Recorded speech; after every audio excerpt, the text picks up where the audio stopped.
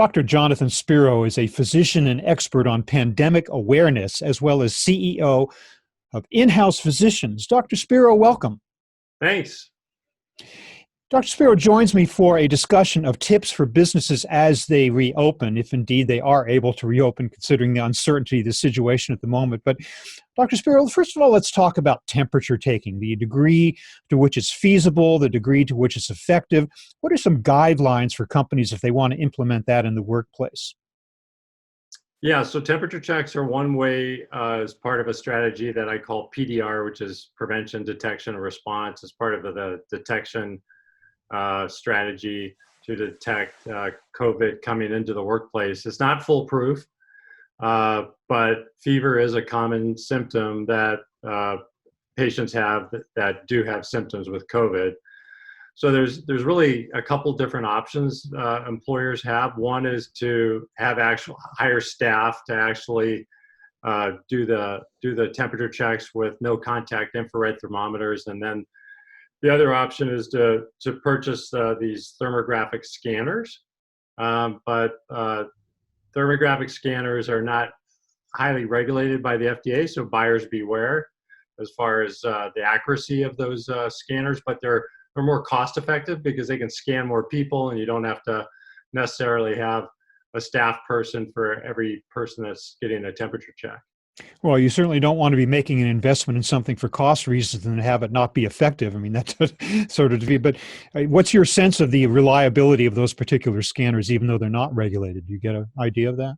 I think there's some scanners that are very reliable, but yeah, that's why I say, it's beyond the scope of this discussion to get into which scanners, but you just have to do your homework, make sure that they have some data to support their accuracy. But thermographic scanners are becoming very popular with a lot of our larger mega clients, just because, if you're scanning thousands of people, it get expensive just having a staff person do infrared temperature checks for everyone. Mm-hmm. So are larger companies, smaller companies, I mean, the investment make sense for any particular organization, or are there some barriers because of cost there? I mean, the thermographic scanners there's not a big barrier to them. I mean, a couple $1,000s, you can get a decent thermographic scanner for your entry point, for one entry point, which can probably pay for itself in a couple weeks by reducing the amount of staff that you have to do that kind of thing. I think it's important for employers also to realize that just doing temperature checks is not enough. If you say, hey, we're just going to do temperature checks, well, what happens if an employee is positive? What happens if they pop up having a fever? What are you going to do with that person? Are you going to send them home? Are you going to give them access? Are you going to refer them for further evaluation, potentially testing? Because what happens if that person leaves the workplace? You send them home, they have COVID, and they come back the next day, but they just took a couple Tylenol and Advil. Before they came into work. Yeah, and what happens if the employee in question is asymptomatic, doesn't have a fever, but still carries a disease? So certainly that's not going to tell you anything.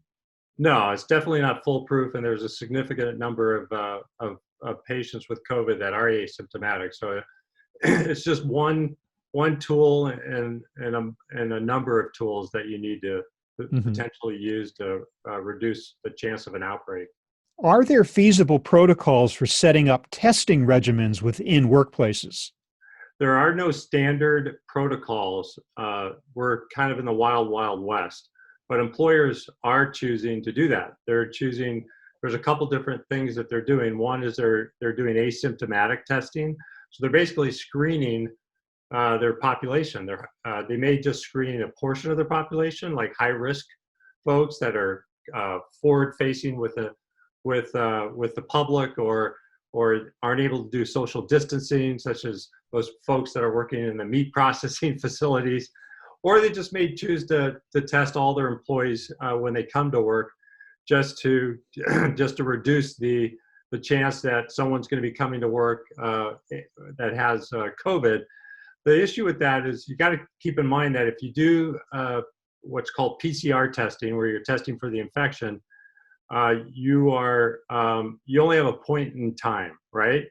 So the folks that are doing the testing are all that choose to take on that responsibility are often doing surveillance testing where they're testing them again at a later date.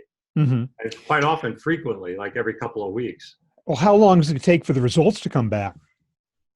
Well, you have the rapid, like the Abbott ID Now solution, where we have those machines that we're deploying, and that comes back in 15 minutes. And then, but the more common is the where you're taking a nasal swab and you're sending it out, and that can take 2 to 4 days. Hmm. Does it have to be administered by a health professional, or can testing be taught to a non-physician or a non-medical professional? Yeah, if you're doing a nasal swab or a nasal pharyngeal swab, it's best if it is a healthcare professional that's doing that. You may have other administrative people that are helping with the paperwork and that sort of thing, but the actual collection of the specimen, it should be a healthcare professional. It doesn't need to be a physician, but it could be a nurse or something like that. Yeah. And I've heard that these nasal swabs are quite invasive or quite uncomfortable to administer. Is that the case, or are there others who are less so? Yeah, the nasal pharyngeal swabs are uncomfortable. It's short-lived, but they're very uncomfortable. Hmm. Now, a lot of the testing for PCR testing or polymerase chain reaction testing is going to nasal swabs. So they don't have to go as deep. So it's more comfortable. And then also we're offering our clients saliva test kits now. So Oh, now employees can take the test in the convenience of their own home by just providing a saliva sample. are those accurate? Yeah, they are. In fact, a study out of Yale showed that they're actually probably more sensitive than the nasal swab. Hmm. Right now, only one lab is FDA approved to do that. We have a relationship with them. It's Rutgers University in New Jersey.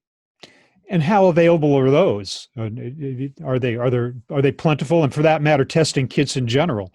It seems like Yeah, that so is a problem these days. the saliva test kits they're since there's only one lab, they're not as have as great a bandwidth as other tests. Hmm. There's about 3 to 5 different distributors that are providing those test kits for use. Yeah. Uh, what are we learning? I mean, what tips can you give employers in addition to what we've talked about, testing, temperature taking? What about designing the workplace itself to minimize the risk of infection and the contagious nature of the disease? What do you recommend that employers do in the workplace? Yeah, so when I'm consulting with employers, I like them to understand the basics. So it's all about health security, because this whole pandemic is about health insecurity. We're concerned about getting sick. So health security is a proven methodology out of the Global Public Health Playbook, and it involves 3 principles, which I have the acronym as PDR: P for prevention of illness, D for detection, and then R for responding to illness. So when you start with P, that's what employers are really getting good at right now, is developing plans to prevent illness. And those are things like social distancing, rearranging the workspace so that everyone's at least 6 feet apart from each other. If they can't be 6 feet apart, then they're putting a plexiglass in between the employees. There's also frequent disinfecting of surfaces, because Hmm. droplets can spread this potentially. If the droplets are on a surface, and then you touch it and then touch your face. So those are a couple of those. So disinfecting, social distancing, and then personal protective equipment. So masks are really going to be probably mandatory if we're going to be going back to work in the near future. Hmm. Detection, we talked about temperature checks. We also talked about testing, PCR testing, not antibody testing, but we're talking about PCR testing. And then the other detection method is a lot of employers are doing daily surveys, digital surveys, where you get a text in the morning that says, fill out the survey before you come to work. And then Oh, goodness. it's asking if you have any symptoms, if you've been exposed to anyone in the past 14 days that has COVID, if you traveled internationally, and you get a pass on your phone that you have to present when you come Oh, through when you work. walk in the door, huh? Yeah. Yeah.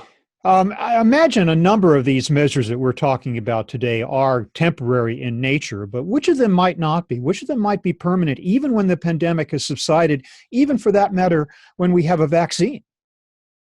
That's a good question. I mean, I think human nature is to go back to, to forget quickly.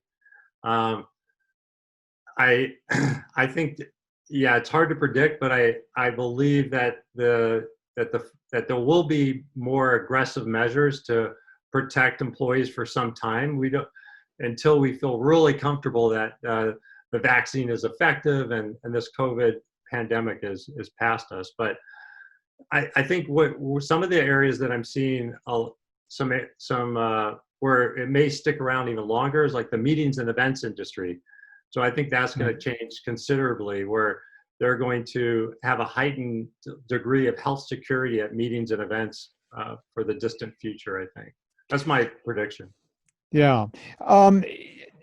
During the course of the pandemic, we've heard a lot of contradictory or confusing information about just how contagious the disease is.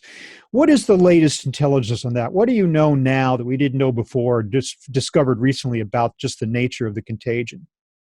Well, it's clear it's a lot more infectious, much higher it's much more infectious than the seasonal flu.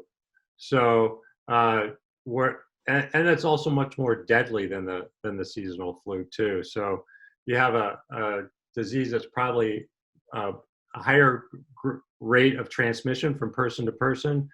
And then if you get it, it's a higher risk of you dying, especially if you're over a certain age, and if you have some chronic conditions. Yeah.